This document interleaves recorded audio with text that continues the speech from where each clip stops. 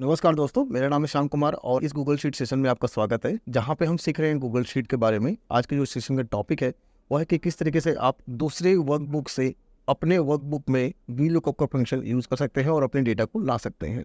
ठीक है, हो सकता है आपके पास आधी इन्फॉर्मेशन हो और आप चाहते हैं कि पूरी इन्फॉर्मेशन किसी और टेबल में वहाँ से लेके आना चाहते हैं, फेच करना चाहते हैं, तो कैसे करेंगे। ठीक है, तो इसके लिए आपको यूज़ करना होगा इम्पोर्ट रेंज और साथ में वीलुकअप। तो यहाँ पे हमने इससे पहले वाले सेशन में समझा था इंपोर्ट रेंज को कैसे यूज़ करते हैं। ठीक है, इसके ऊपर में एक आपको मेक अ कॉपी का ऑप्शन मिल रहा है।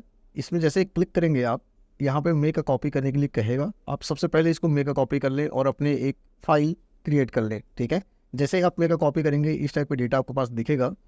ठीक है, इस फॉर्मेट में। अब ये अलग स्प्रेडशीट है और आपकी ये वाली शीट अलग है। ठीक है, तो जहाँ पे आपको अप्लाई करना है फॉर्मूला वो ये वाली है, इंपोर्ट रेंज प्लस वीलुकअप। मुझे क्या चाहिए, इस ईमेल एड्रेस के अगेंस्ट मुझे यहाँ पे लैपटॉप का सीरियल नंबर चाहिए। क्या मैं इसको ढूंढ पा रहा हूँ इस डेटा के अंदर? मैं चेक करता हूँ, यहाँ पे कंट्रोल F से मिल पा रहा है मुझे।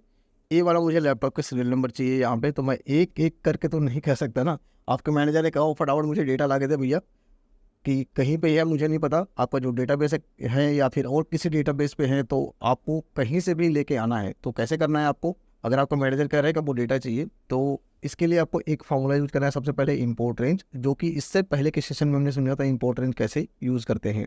अगर वो आपको सेशन समझ में नहीं आए तो दोबारा आप जाके उस सेशन को समझें और देखें वीडियो को, किस तरीके से आप उसे यूज़ कर सकते हैं। प्रैक्टिस करें, फिर आप यूज़ करें वीलुकअप उसके साथ में। ठीक है, वीलुकअप भी हमने समझ रखा है पहले भी कि वीलुकअप कैसे यूज़ करते हैं। तो फिलहाल इन दोनों को कंबाइन करके आज के सेशन में हम समझेंगे कैसे हम दूसरे वर्कबुक से डेटा अपना लेके आते हैं। तो जल्दी से स्टार्ट करते हैं सबसे पहले वीलुकअप फंक्शन को। ठीक है, वीलुकअप का फंक्शन क्या कहता है कि आपको सबसे पहले सर्च की लेना है। ठीक है, सर्च की लेने के बाद कहाँ से डेटा आपको ढूंढना है, ठीक है, कहाँ पे कौन से टेबल से लेके आना है डेटा, वो इंपॉर्टेंट है। इसके लिए हमें क्या करना है, इंपोर्ट रेंज फंक्शन यूज़ करना है, क्योंकि मुझे डेटा यहाँ से चाहिए, इस वाले शीट से। ठीक है, तो इसको कॉपी कर लेते हैं, इसके ऊपर जो स्प्रेडशीट का URL है। ठीक है, और यहाँ पे चलते हैं, लगाते हैं फंक्शन इंपोर्ट रेंज।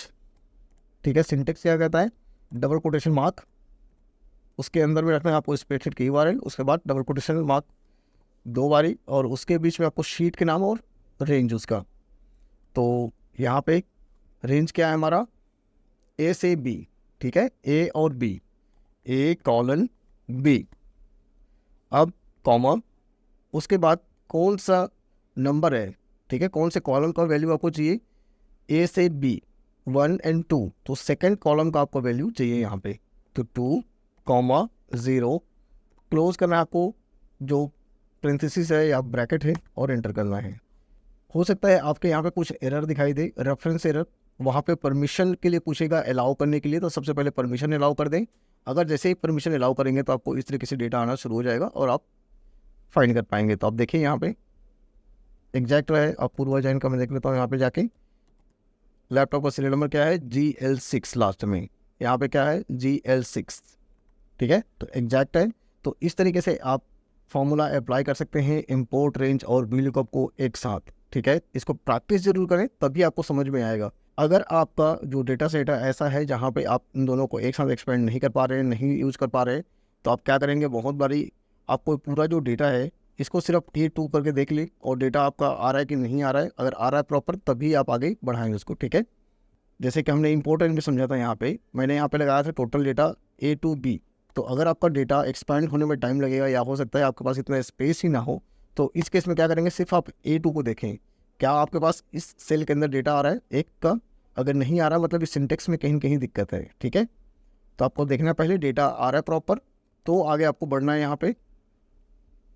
ठीक है, और वीलुकअप लगा लेना है, या सेपरेट आप पहले इंपोर्ट रेंज को लगा कर देख लें कि डेटा मुझे मिल रहा है कि नहीं मिल रहा है, उसके बाद आप वीलुकअप को लगाएं।